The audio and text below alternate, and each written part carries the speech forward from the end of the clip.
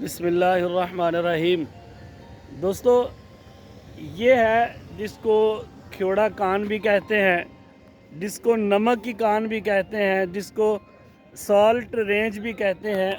आज हम यहाँ आए हैं और आपको अंदर से भी इसका व्यू करवाते हैं कि उसके अंदर क्या कुछ है, जिसको देखने के लिए लोग बड़ी दूर से आते हैं। अब हम यहाँ पे आए हैं तो यहाँ आप देख सकते हैं कि हमारे चारों अतराफ में पहाड़ हैं बड़े ऊंचे ऊंचे, और इस वक्त सख्त धूप भी है। और वो पहाड़ हैं, आपको नज़र आ रहे होंगे, जिनके ऊपर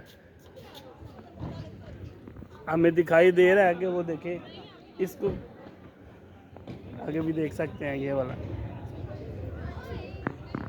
ये चारों अतराफ पहाड़ है और पहाड़ों के दरमियान में हम यहाँ मौजूद हैं और ये बड़ा ही खूबसूरत व्यू है। आप अगर कभी आपको टाइम मिले तो आप वक्त निकाल के ज़रूर आइएगा यहाँ पे सैर करने के लिए।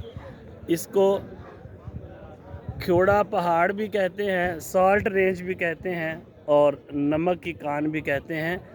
एशिया की ये सबसे बड़ी कान है नमक की, जहाँ से हम लोग नमक हासिल करते हैं।